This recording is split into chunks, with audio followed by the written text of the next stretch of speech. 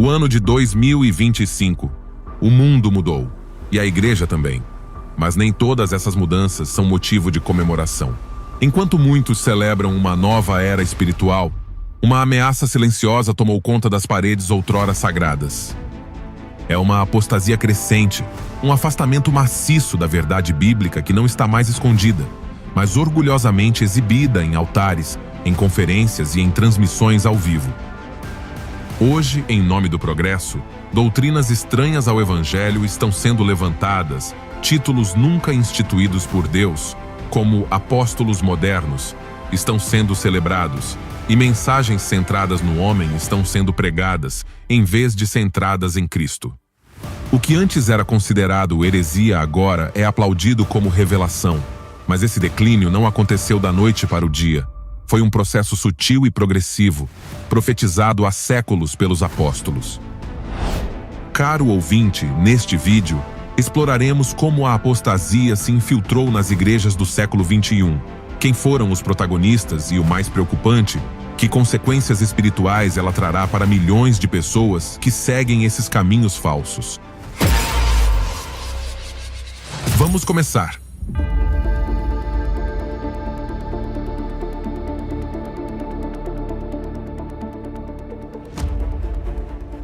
A apostasia avança sem freios. O que era escandaloso ontem é celebrado hoje. E o mais grave é que isso não vem do mundo, mas de dentro da igreja. Ministros que pregam sem a verdade, multidões que aplaudem sem arrependimento e um evangelho distorcido que não confronta mais. O pecado se tornou normalizado, o discernimento foi perdido e a advertência bíblica está se cumprindo diante de nossos olhos. Este não é um tempo de confusão, é o tempo profetizado da grande apostasia. Por isso, apresentamos 10 sinais claros e atuais dessa apostasia no ano de 2025. Iremos confrontá-los com a palavra, porque somente a verdade pode despertar o povo de Deus. Número 1. Apóstolas e falsas autoridades espirituais. Em muitos movimentos modernos, especialmente os carismáticos e neopentecostais, as mulheres estão sendo proclamadas como apóstolas, profetas supremas e mães espirituais das nações. É apresentado como um mover do espírito, mas à luz das escrituras, não há restauração, mas distorção. Não é um novo reavivamento, mas uma antiga rebelião contra o desígnio de Deus. Não há como negar que Deus pode usar as mulheres poderosamente. Na Bíblia vemos Débora, Esther, Maria, Priscila e as filhas de Filipe, mulheres cheias do Espírito, corajosas e fiéis. Mas uma coisa é ser usado por Deus dentro da ordem bíblica, e outra é assumir papéis que contradizem sua palavra. Não se trata de machismo ou inferioridade, mas de obediência. O ministério apostólico tem uma função de autoridade doutrinária, estabelecida sobre o fundamento de Cristo e dos apóstolos. Paulo, guiado pelo Espírito, disse que não permite que as mulheres ensinem ou exerçam domínio sobre os homens. Esta instrução não degrada as mulheres, mas estabelece a ordem divina na congregação. O que vemos hoje é a infiltração do feminismo ideológico na igreja. Não estamos falando de mulheres humildes e servis, mas sim de um movimento focado em poder, títulos e visibilidade.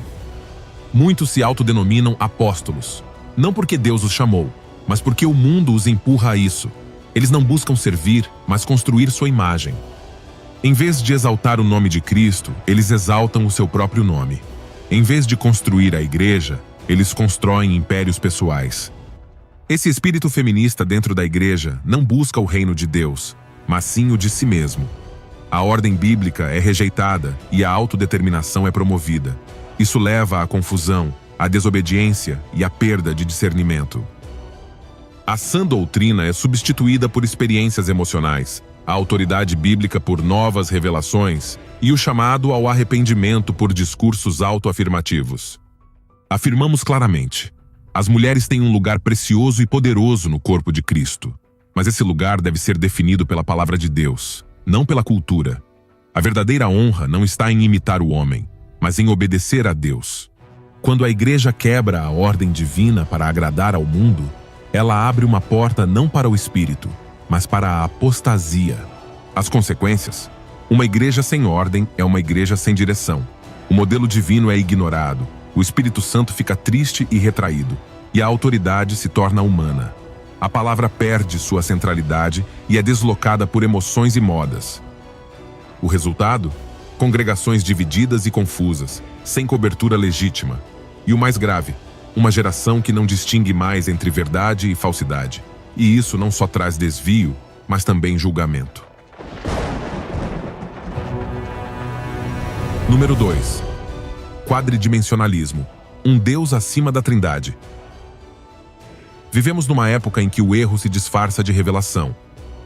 O quadridimensionalismo é um movimento recente e perigoso que se apresenta como um avanço espiritual, mas, na verdade, é uma negação total do Deus Trino revelado nas Escrituras. Não é apresentada como uma heresia direta, mas sim como uma dimensão mais profunda, que só os maduros podem entender, envolta em uma linguagem mística que seduz a muitos. Esta doutrina ensina que existe um Deus essência ou Deus fonte, superior ao Pai, ao Filho e ao Espírito Santo. Segundo essa ideia, a Trindade não seria o Deus verdadeiro, mas apenas manifestações derivadas de uma divindade superior e impessoal. Este conceito não é novo. É o mesmo erro dos gnósticos do primeiro século e da nova era moderna, que promovem um Deus abstrato e sem rosto, do qual entidades divinas emanam. A Bíblia, no entanto, nos revela um Deus em 3 pessoas, iguais em poder, eternos em existência e unidos em uma essência.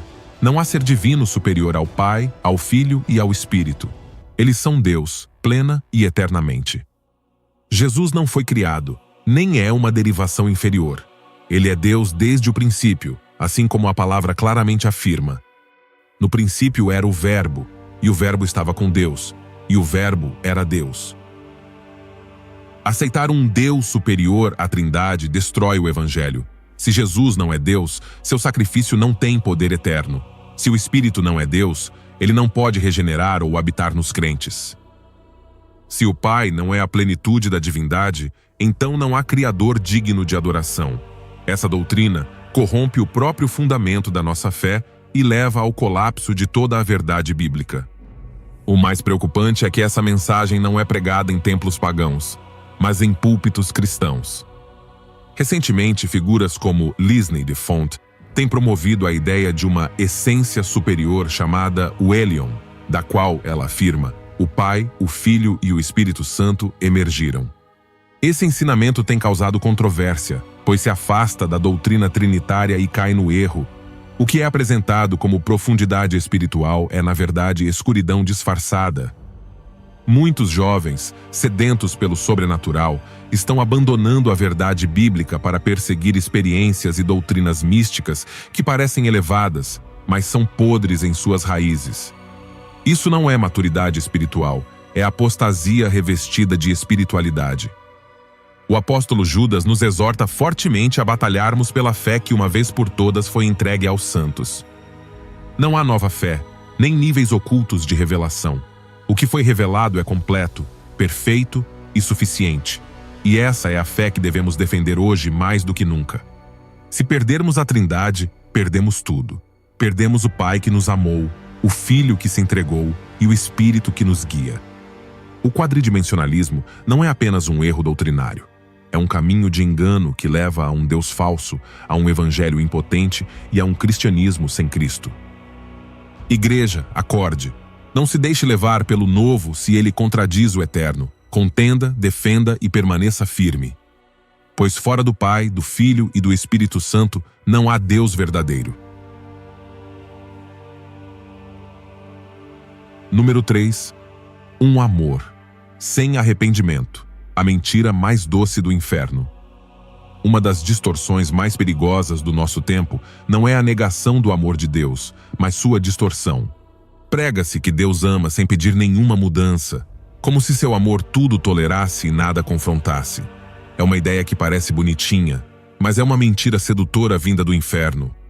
Hoje, um evangelho emocional está sendo proclamado, centrado no eu. Repete-se que Deus te ama exatamente como você é, o que é verdade, mas incompleto. O verdadeiro amor de Deus não deixa ninguém igual. Esse amor leva à cruz, onde o pecado morre. Sem a cruz e sem arrependimento, não há verdadeiro evangelho. As Escrituras revelam um amor santo e transformador. Jesus não veio apenas para dizer "eu te amo", mas também arrependa-se. Ele não veio para tranquilizar os pecadores, mas para libertá-los do pecado. Pregar amor sem arrependimento é como apresentar um evangelho mutilado, como dar remédio sem reconhecer a doença. Esta mensagem moderna oferece um Deus adaptado aos desejos humanos, um Deus que não é nem exigente nem confrontacional. Mas o Deus da Bíblia é santo. Ele não ignora o pecado. Ele o venceu na cruz e chama todos ao arrependimento. Seu amor é paciência, mas essa paciência tem um propósito: nos levar à mudança. Não é uma desculpa para continuar como antes, mas sim um convite urgente para morrer para si mesmo e nascer de novo. Pregar somente amor sem arrependimento encheu templos, mas esvaziou corações. Há multidões animadas, mas não transformadas. Lágrimas sem conversão, sentimentos sem regeneração. Sem arrependimento não há nova vida ou salvação. Jesus foi claro: se não há arrependimento, há perdição. Hoje, a correção é chamada de ódio e a santidade é chamada de legalismo. Mas Jesus nunca amenizou o pecado. A mulher adúltera, ele não disse: continue assim, eu te amo, mas disse: não peques mais. O verdadeiro amor não tolera o pecado, ele o redime. Esta mensagem moderna é como uma lâmpada sem óleo, uma promessa sem aliança. Prepare as pessoas para um céu que elas não conhecerão, porque não conheceram a cruz. O evangelho completo é: Deus te ama, arrependa-se e creia. Sem arrependimento não há entrada no reino. Nestes dias de apostasia, onde tudo é tolerado menos a verdade, é urgente retornar ao verdadeiro evangelho. Aquele que transforma, aquele que fere mas cura, aquele que confronta mas salva. Porque amor sem arrependimento não é amor. É uma armadilha espiritual que engana muitos, fazendo-os acreditar que estão em paz com Deus, quando nunca o conheceram. Número 4. Caudimentalismo. Seguir o homem em vez de seguir Cristo. Nos últimos tempos, a fidelidade a Cristo foi substituída pela lealdade a figuras carismáticas. Muitos crentes não buscam mais a voz de Deus na Bíblia, mas esperam o que o ungido declarará do púlpito ou nas redes sociais. Essa distorção do cristianismo, conhecida como caudilismo, exalta o homem acima do Senhor. Esse fenômeno se manifesta na sutil veneração aos líderes, frases dos pastores repetidas como se fossem escrituras, obediência cega às suas declarações e uma fé que gira em torno do carisma do pregador, não da glória de Cristo. Surgiu uma geração que segue o ungido com A minúsculo, em vez do verdadeiro ungido Cristo. A doutrina não é mais examinada, apenas os decretos do líder são repetidos. O culto se concentra no homem, não na palavra. O emocional substituiu o espiritual. Paulo denunciou essa tendência quando os crentes começaram a se dividir dizendo: eu sou de Paulo, eu sou de Apolo. Esse tipo de lealdade personalista é uma traição ao senhorio de Cristo. Hoje, muitos pastores são tratados como figuras intocáveis. Eles são consultados diante de Deus. Eles são justificados mesmo quando caem em pecado. Suas palavras pesam mais que as Escrituras. Questioná-los é considerado rebelião. Mas a verdade é clara: nenhum líder é intocável. Somente Jesus Cristo é o Senhor da igreja. Todo homem deve ser examinado à luz da palavra, não elevado acima dela. O caudilismo não apenas afasta os crentes de Cristo, mas também os aprisiona em sistemas de controle, onde o líder atua como mediador entre Deus e os homens. Isso anula a liberdade cristã, abole o sacerdócio de todos os crentes e revive uma forma de papado evangélico que Deus nunca estabeleceu. Este culto ao homem produz cegueira espiritual. Pessoas que não conhecem Cristo pessoalmente, mas através de filtros humanos. Eles não rezam, eles esperam que o líder faça isso. Eles não se alimentam da palavra, vivem de frases motivacionais. Isto não é discipulado, é escravidão. Jesus disse: minhas ovelhas ouvem minha voz e me seguem. Ovelhas verdadeiras não seguem estilos, nomes ou sistemas. Eles seguem Cristo. Qualquer líder que dirige a atenção para si mesmo, e não para Cristo, age de acordo com o espírito do anticristo. O inimigo sempre procurou suplantar Cristo. Hoje, você não precisa de ídolos de ouro. Basta-lhe ter líderes exaltados que ocupem o centro do palco e recebam mais reverência do que Jesus Cristo. Em muitos púlpitos modernos, o homem substituiu Cristo. Caudimentalismo é idolatria moderna. Não com estátuas, mas com personalidades e plataformas. Não com incenso, mas com curtidas, aplausos e títulos. Deus não compartilha sua glória com ninguém. Ele tem ciúmes do seu nome. Se almejamos um verdadeiro reavivamento, precisamos derrubar os altares humanos e retornar Cristo ao centro. Os púlpitos devem se tornar novamente tronos de sua palavra, e os líderes devem se tornar servos humildes, não celebridades religiosas. Número 5. Um evangelho sem cruz, sem arrependimento, sem sangue. O evangelho que não salva. Um dos sinais mais claros do fim dos tempos não é o silêncio do mundo, mas a corrupção da mensagem dentro do púlpito. Está sendo proclamado um evangelho que perdeu seu coração, sua essência, seu poder. É um evangelho adulterado, sentimental e diluído. Um evangelho que fala de sucesso, mas não de rendição, que promete prosperidade, mas não menciona pecado, oferecendo esperança, mas sem o chamado ao arrependimento. E o resultado é trágico. Uma geração que conhece a música da igreja, mas não a voz do pastor, que levanta as mãos, mas não entregou o coração. Hoje, em muitas congregações, a cruz foi substituída por frases motivacionais. O sacrifício foi substituído por afirmações positivas. O sangue de Cristo foi silenciado porque pode ser ofensivo. O apelo ao arrependimento foi removido porque é muito confrontacional. Mas o evangelho sem cruz, sem sangue e sem arrependimento não é o evangelho de Jesus Cristo. É uma falsificação diabólica, uma zombaria do verdadeiro poder do evangelho. Paulo foi claro em seu alerta sobre isso. Na segunda carta a Timóteo, capítulo 4, versículo 3, ele escreveu: Porque virá tempo em que não suportarão a sã doutrina, mas comovidos com comichão nos ouvidos, amontoarão para si doutores conforme as suas próprias concupiscências. Chegou a hora. Hoje em dia, muitos não buscam a verdade, mas sim o conforto emocional. Eles não buscam ser transformados, mas sim afirmados. Eles não buscam Cristo, mas sim se sentir bem. Os professores se aglomeram em volta deles para dizer o que eles querem ouvir. Você consegue, declare. O universo conspira a seu favor. Deus é obrigado a abençoá-lo. Mas onde está o chamado ao arrependimento? Onde está a mensagem da cruz? O próprio Jesus disse com absoluta clareza no Evangelho de Lucas, capítulo 9, versículo 23. Se alguém quer vir após mim, negue-se a si mesmo. Tome cada dia a sua cruz e siga-me. Isso não é opcional, é o coração do discipulado. Quem quer seguir a Cristo deve morrer para si mesmo. Tomar a cruz não é uma metáfora poética, é uma declaração de guerra contra si mesmo, contra o pecado, contra o mundo. Mas isso não vende bem em uma cultura que ama o conforto e odeia o compromisso. E assim, em vez de pregar essa mensagem, muitos escolheram pregar um Jesus domesticado. Um Salvador sem senhorio, um Redentor sem sangue, um amor sem verdade. Mas Jesus não salva. É apenas uma máscara feita por homens. O escritor de Hebreus foi direto. No capítulo 12, versículo 14 diz: Segui a paz com todos e a santificação, sem a qual ninguém verá o Senhor. Sem santidade, ninguém verá Deus. Não se trata de emoções, boa vontade ou de frequentar a igreja. É uma vida transformada, nascida do arrependimento genuíno e da fé no sacrifício de Cristo na cruz. O evangelho sem a cruz não tem poder regenerativo, porque a cruz não é apenas um símbolo cristão. É o altar onde o pecado foi derrotado. Romanos, capítulo 5, versículo 9, afirma: Logo muito mais, tendo sido agora justificados pelo seu sangue, seremos por ele salvos da ira. Sem sangue não há justificação.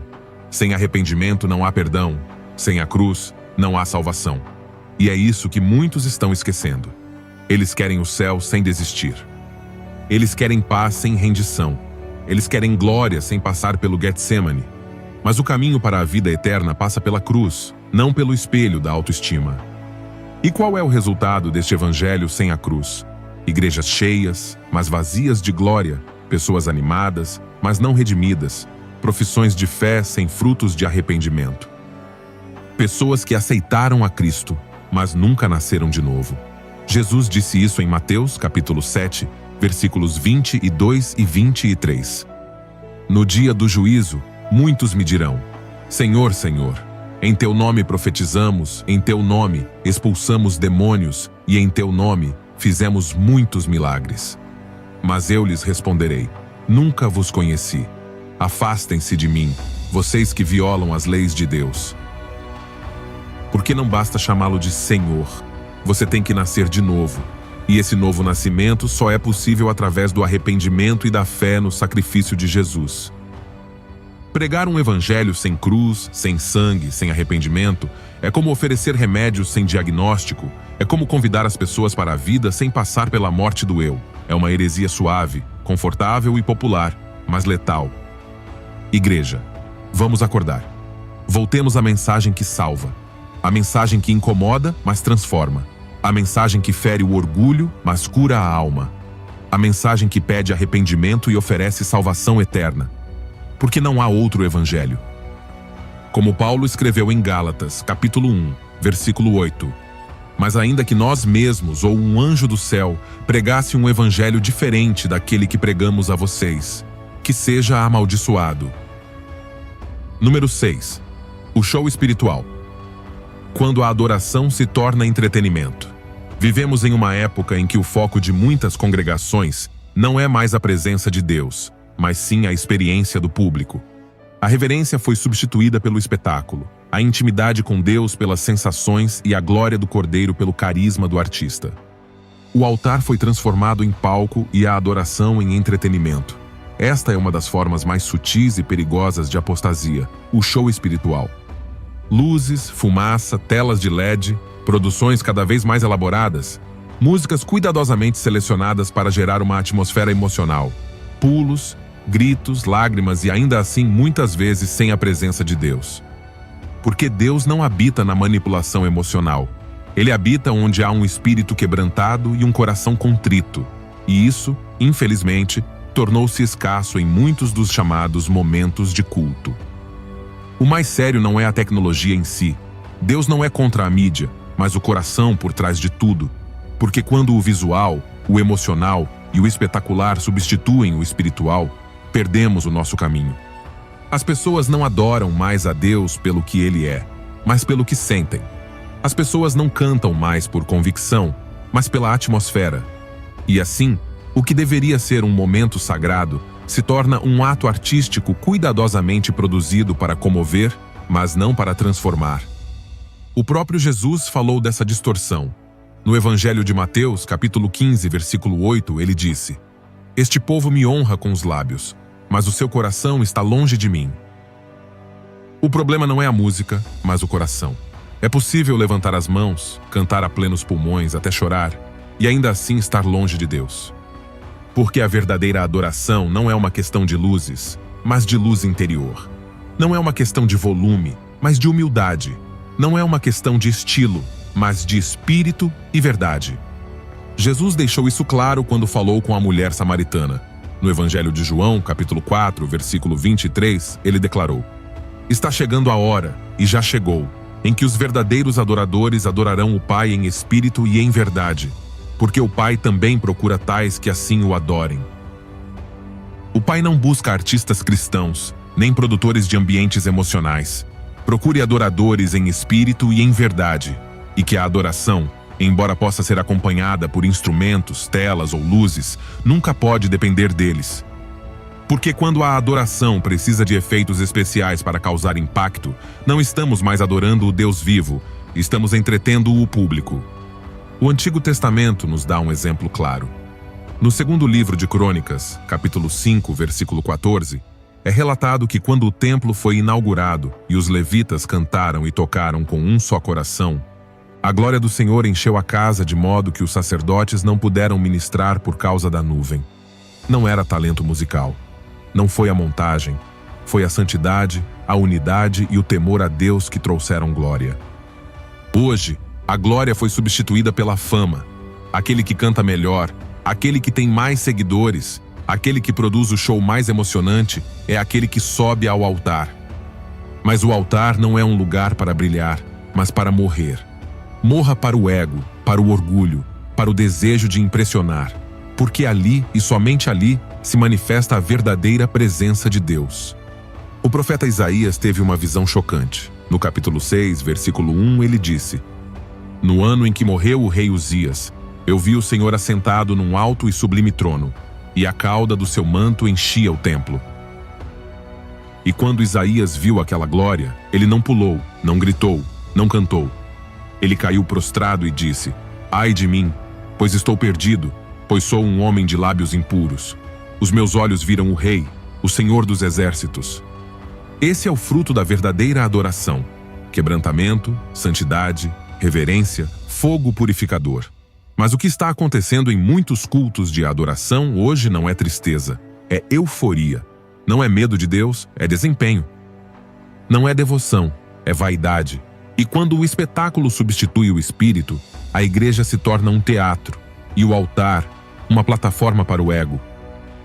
O salmista escreveu no Salmo 96, versículo 9: Adorem o Senhor no esplendor da sua santidade. Temam-no todos os habitantes da terra. Esse medo não existe mais. Nós o substituímos por luzes de LED. Nós o silenciamos com música ensurdecedora. E sem temor a Deus não há glória. É hora de retornar ao cerne da adoração. Para aquele lugar onde não importa se tem banda ou se tem silêncio, se tem efeitos ou se tem só guitarra. O que importa é se há fogo no altar. Fogo que purifica, fogo que queima, fogo que transforma. Porque o que o céu aprova não é o espetáculo, é a obediência. O que move Deus não é uma sala cheia de emoções, mas um coração rendido. Número 7.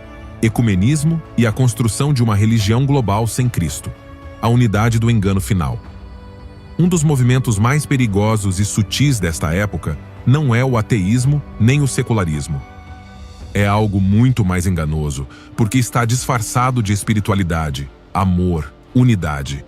Estamos falando sobre o ecumenismo moderno, o esforço global para unir todas as religiões sob uma estrutura única e inclusiva em nome da paz e da tolerância. À primeira vista parece nobre, mas por trás dessa aparente bondade está o grande projeto de Babel do século XXI, uma religião mundial sem cruz, sem verdade e sem Cristo.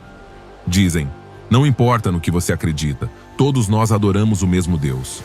É proclamado: as diferenças doutrinárias dividem, o que importa é o amor. Repete-se: Deus está em todas as religiões. Mas isso é uma mentira disfarçada de tolerância, porque não existe amor verdadeiro sem verdade. E não pode haver unidade se essa unidade nega Jesus como o único Salvador. Este ecumenismo não busca acordo sobre a verdade revelada por Deus, mas sim a eliminação de toda a verdade absoluta. O Evangelho é reduzido a apenas mais uma forma de espiritualidade. A cruz é omitida para não ofender os muçulmanos. A ressurreição é relativizada para não incomodar os budistas, e a exclusividade de Cristo é silenciada para não excluir ninguém. Mas um evangelho que exclui Cristo não é um evangelho. É apostasia. Jesus disse com absoluta clareza no Evangelho de João, capítulo 14, versículo 6: Eu sou o caminho, a verdade e a vida. Ninguém vem ao Pai senão por mim. Isso não deixa espaço para confusão. Não há caminhos múltiplos, não há alternativas, não há outra porta. Cristo não é uma opção entre muitas. Ele é o único mediador entre Deus e os homens, como Paulo declarou na primeira carta a Timóteo, capítulo 2, versículo 5. Mas o ecumenismo moderno despreza essa verdade. Ele a vê como arrogante, divisiva e fanática. É por isso que ele propõe uma espiritualidade mais aberta, mais inclusiva, onde todos se encaixam, exceto Jesus como o único Senhor. E esse caminho, embora pareça amplo, tolerante e pacífico, leva diretamente ao trono do Anticristo. O apóstolo Paulo nos alertou claramente na segunda carta aos Tessalonicenses, capítulo 2, versículo 3. Ninguém de maneira alguma vos engane, porque isso não acontecerá sem que primeiro venha a apostasia, e seja revelado o homem do pecado, o filho da perdição. A apostasia não será apenas uma rebelião contra a fé, será uma falsificação do cristianismo. uma nova ordem espiritual onde todas as religiões se unem e, para isso, Cristo terá que ser minimizado ou eliminado. Porque o verdadeiro Cristo não se encaixa no ecumenismo global. Ele divide. Ele clama por arrependimento. Ele exige exclusividade. Ele não compartilha sua glória com ninguém. Isaías capítulo 42, versículo 8, afirma isso com veemência. Eu sou o Senhor, este é o meu nome, e não darei a minha glória a outrem, nem o meu louvor às imagens de escultura. Mas esta religião mundial trará glória a todos. Islamismo, hinduísmo, judaísmo sem um Messias, misticismo oriental, mãe terra e toda forma de espiritualidade. Será uma fé sem doutrina, uma igreja sem santidade, um culto sem cruz. Tudo será tolerado, exceto a verdade do Evangelho. E já estamos vendo isso. Líderes religiosos de renome mundial apertando as mãos de padres de outras religiões, assinando documentos de fraternidade humana que declaram que todas as religiões são amadas por Deus. Promover encontros interreligiosos onde a oração é oferecida em nome da paz, mas sem mencionar o nome de Jesus Cristo. Esta não é a unidade do Espírito, é a unidade do espírito do erro. Em Apocalipse, capítulo 17, versículo 1, João vê uma mulher sentada sobre muitas águas. A grande Babilônia é a mãe das prostitutas e das abominações da terra. Esta mulher representa um sistema religioso global que está intoxicado pelo sangue dos santos. Ela se alia aos reis da terra. Ela une religião com poder político, preparando o cenário para o reinado do anticristo. Este não é um sonho distante. É um processo contínuo. E cada vez que a igreja silencia a sua verdade para fazer parte do diálogo interreligioso, está a dar terreno ao inimigo. Deus nunca buscou uma unidade baseada em mentiras. A verdadeira unidade da igreja está na verdade da palavra. Efésios, capítulo 4, versículo 13 diz: até que todos cheguemos à unidade da fé e do conhecimento do Filho de Deus. Unidade sim, mas não a qualquer preço. Unidade na fé, unidade em Cristo, não no ecumenismo do anticristo. Hoje, mais do que nunca, devemos proclamar com ousadia que não há salvação fora de Cristo. Não há outro sangue que perdoa. Não há outro nome debaixo do céu pelo qual devamos ser salvos. Como Pedro declarou em Atos, capítulo 4, versículo 12. O ecumenismo global não é o plano de Deus. É o cenário perfeito para a grande mentira final. É a Babel espiritual que está surgindo. E a verdadeira igreja deve discerni-lo, resistir a ele e proclamar a verdade sem medo. Número 8. Igrejas que ordenam pastores homossexuais e travestis. A aprovação do pecado no altar. Um dos sinais mais claros da apostasia atual é este. O pecado não é mais tolerado. Agora lhe é dado o púlpito. Não se trata mais apenas de pessoas lutando e buscando a misericórdia de Deus. Estamos falando de homens e mulheres que vivem em homossexualidade aberta, lesbianismo ou transgenerismo, e que são ordenados como pastores e bispos, aprovados por suas denominações e exaltados como exemplos de fé corajosa e amor inclusivo. Sim, já existem igrejas que celebram isso publicamente. Denominações inteiras aprovaram resoluções permitindo e promovendo a liderança LGBT, pastores que se identificam como gays, lésbicas casadas com outra mulher, bispos travestis com batinas roxas e maquiagem, e tudo isso é apresentado como um ato de justiça divina e aceitação amorosa. Mas isso não é justiça. É uma rebelião institucionalizada. A palavra de Deus nunca mudou, e nenhum conselho, denominação ou votação pode anular o que o Espírito Santo inspirou. Na primeira carta aos Coríntios, capítulo 6, versículo 9 e versículo 10, está escrito: vocês não sabem que os injustos não herdarão o reino de Deus? Não se enganem, nem os imorais, nem os idólatras, nem os adúlteros, nem os homossexuais masculinos, nem os homossexuais masculinos herdarão o reino de Deus. As Escrituras não fazem exceções para líderes religiosos. Um pecado não deixa de ser pecado porque é cometido por um pastor com um microfone, e muito menos se torna uma virtude quando é celebrada em um altar. Muitas dessas igrejas argumentam que Jesus nunca condenou diretamente a homossexualidade. Mas eles esquecem que Jesus não veio para suavizar a lei moral de Deus, mas para confirmá-la e cumpri-la. No Evangelho de Mateus, capítulo 5, versículo 17, ele disse: não penseis que vim revogar a lei ou os profetas. Não vim para revogar, mas para cumprir. Jesus confirmou o desígnio de Deus ao dizer que homem e mulher os criou, como está escrito em Mateus capítulo 19, versículo 4. Casamento. Ministério e sexualidade foram estabelecidos por Deus para um propósito sagrado. Qualquer desvio que não seja arrependido não pode ser abençoado ou reconhecido pela verdadeira igreja. Mas hoje, muitas igrejas não querem mais ser a voz profética que denuncia o pecado. Eles querem ser empresas inclusivas, plataformas políticas e movimentos de aceitação social. Eles se esqueceram de que a missão da igreja não é agradar ao mundo, mas agradar a Deus.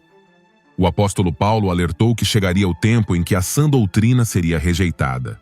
Na segunda carta a Timóteo, capítulo 4, versículo 3.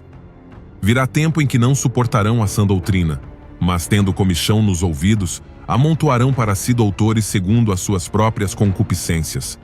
Chegou a hora.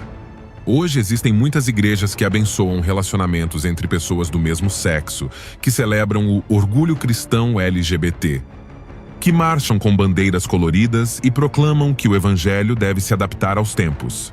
Mas Deus não muda com as estações culturais. Na carta aos Hebreus, capítulo 13, versículo 8, lemos: Jesus Cristo é o mesmo ontem, hoje e eternamente. E qual é o fruto dessas igrejas inclusivas? Confusão espiritual, ausência de santidade, adoração sem a presença de Deus, porque o Espírito Santo não endossa o que contradiz a sua própria palavra. Isaías, capítulo 5, versículo 20, nos dá um aviso profético para este tempo. Ai dos que chamam ao mal bem e ao bem mal, que colocam a luz nas trevas e as trevas em luz, que fazem do amargo doce e do doce amargo. É exatamente isso que está acontecendo. A amargura do pecado sexual é chamada de amor doce. A escuridão da rebelião é chamada de nova revelação. O mal está vestido na linguagem da justiça e da empatia. A Igreja do Senhor não foi chamada para se adaptar. Ela foi chamada para confrontar. Não para se conformar aos desejos da carne, mas para pregar a mensagem do arrependimento. Porque sem arrependimento não há conversão. E sem conversão não há salvação.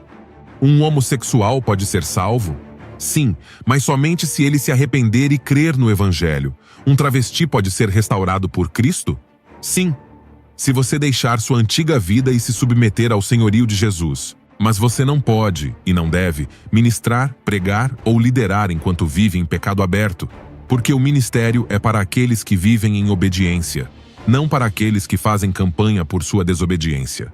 O pensamento secular invadiu o púlpito, e muitas igrejas, em vez de confrontar o sistema, o adotaram. Ideologias como feminismo radical, inclusão sem conversão, identidade de gênero fluida e relativismo pós-moderno são pregadas com um tom espiritual, mas sem respaldo bíblico. O que antes era chamado de pecado agora é chamado de expressão pessoal. O que antes era confessado agora é celebrado. A mensagem tornou-se progressista, mas perdeu seu poder transformador. A separação entre o mundo e a igreja se tornou tênue.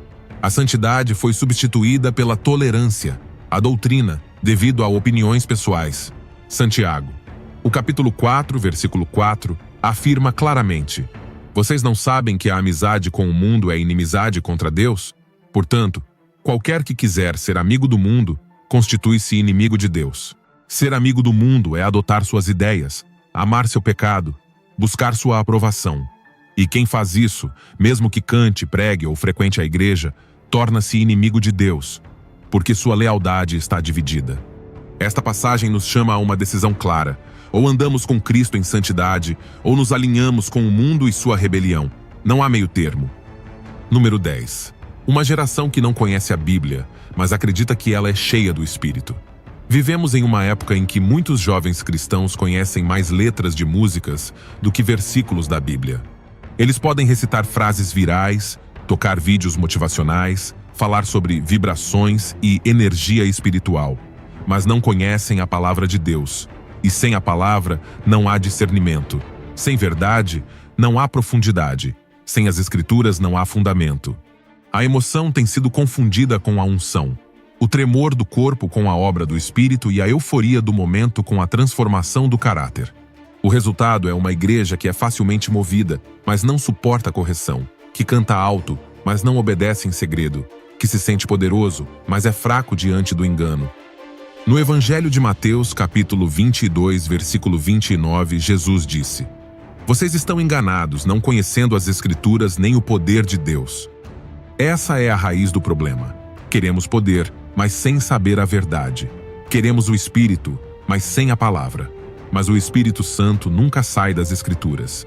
E ninguém pode ser cheio dele a menos que se alimente do pão da palavra todos os dias. Caros ouvintes, estamos diante de uma geração em crise. Não por falta de música ou plataformas, mas por falta de raízes.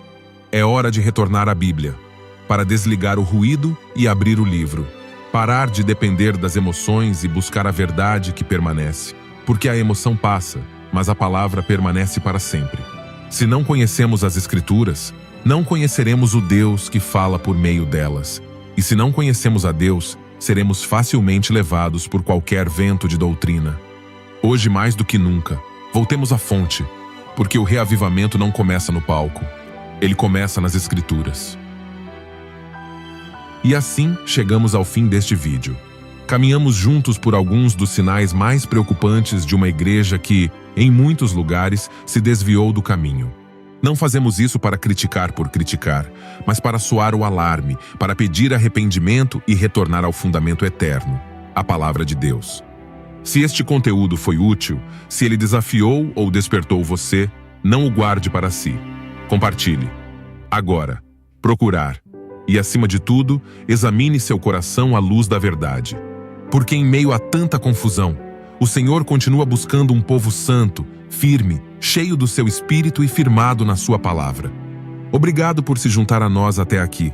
Se Deus quiser, nos encontraremos novamente no próximo vídeo para continuar falando a verdade, com temor a Deus e com esperança em Cristo. Até então, que a graça do Senhor Jesus Cristo, o amor de Deus e a comunhão do Espírito Santo estejam com vocês.